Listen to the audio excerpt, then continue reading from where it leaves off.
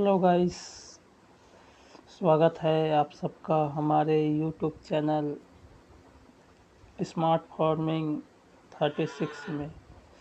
आज हम बात करेंगे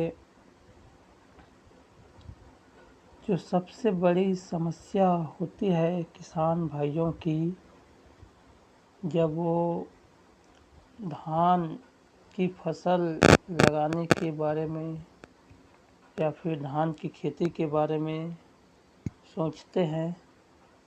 तो सबसे पहला जो मेन प्रॉब्लम है वो हो जाती है कि हम कौन से बीजों का चुनाव करें जिससे हमें उत्पादन भी अच्छा मिले और कम से कम लागत में हमारी फसल पककर तैयार हो जाए। इसके लिए जब हम दुकानदारों के पास जाते हैं बीज के लिए, तो हमें कई प्रकार के बीजों के बारे में बताया जाता है जो कि बहुत महंगे होते हैं और हमें पता नहीं होता उन बीजों के बारे में कि फाइनली उसका रिजल्ट कैसा आएगा। तो इस समस्या को देखते हुए आज हमने सोचा कि क्यों ना किसान भाइयों को जो बेस्ट बीज है, जो बहुत ही अच्छी क्वालिटी के जो उत्पादन देने वाले धान हैं, उन बीजों के बारे में बताया जाए। इसमें सबसे पहला है स्वर्णा। स्वर्णा जो अपना देसी किस्म का है, वो सबसे अच्छा बीज है। लेकिन दिक्कत ये है कि बहुत से किसान भाई जो है कि उसमें बहुत ज़्यादा यूरिया का छिड़काव करते हैं, जिससे ब्राउन हापर जो भूरा माहू है उनका अटैक जो है काफ़ी ज़्यादा हो जाता है। इस समस्या से बचने के लिए हमें कम से कम यूरिया जितनी उसकी आवश्यकता हो उसी का उपयोग करना चाहिए।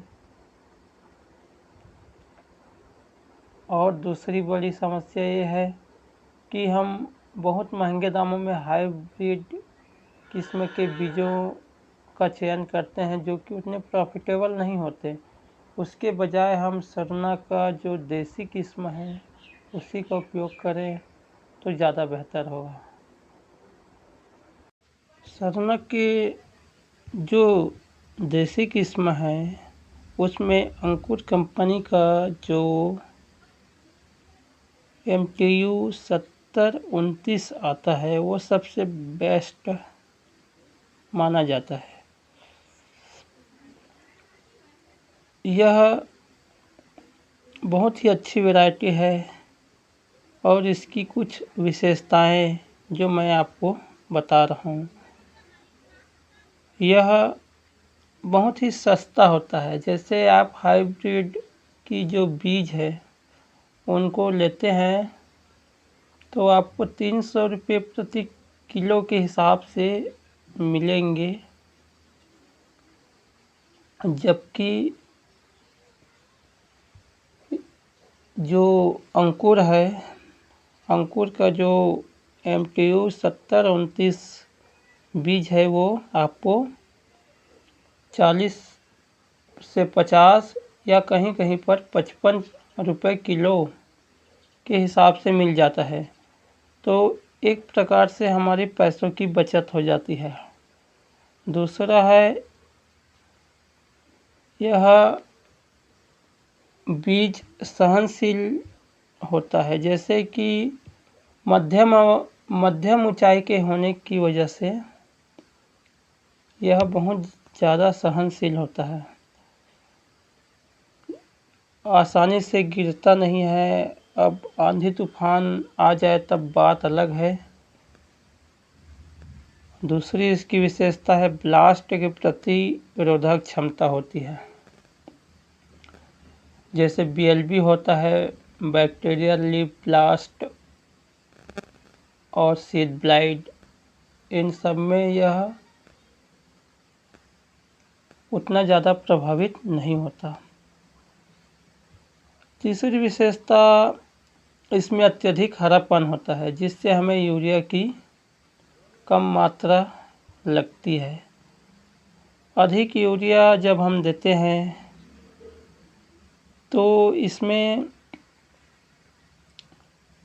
अननेसेसरी जो खाद की जो क्वांटिटी जो है ना बढ़ जाती है, जिससे इसमें भूरा माहू का जो अटैक है वो बहुत ज़्यादा होता है। तो किसान भाइयों से मेरा अनुरोध है कि आप यूरिया की जो मात्रा है उसको कम की करें तो ज़्यादा अच्छा होगा।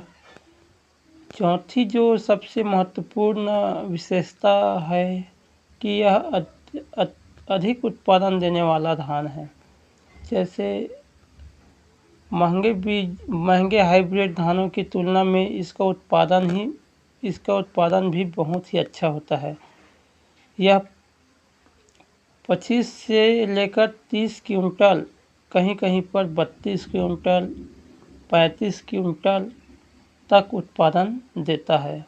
यह किसान भाइयों के मेहनत के ऊपर निर्भर है कि आपको कितना उत्पादन मिलता है। यह 140 से 150 दिन में पककर तैयार हो जाती है। यह थोड़ी सी लंबी अवधि का धान है, जिसकी वजह से किसान भाइयों इसमें पानी की खपत ज़्यादा होती है।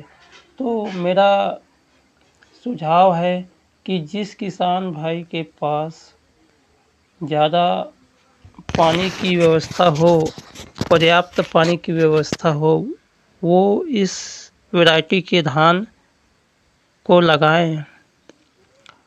और सातवीं जो इसकी विशेषता है, इसके 1000 दाने का वजन 20 ग्राम होता है, जो कि काफ़ी अच्छा है। और ये कुछ विशेषता थी धान के उन्नत किस्म के बारे में। तो किसान भाइयों, जानकारी आपको अच्छी लगी हो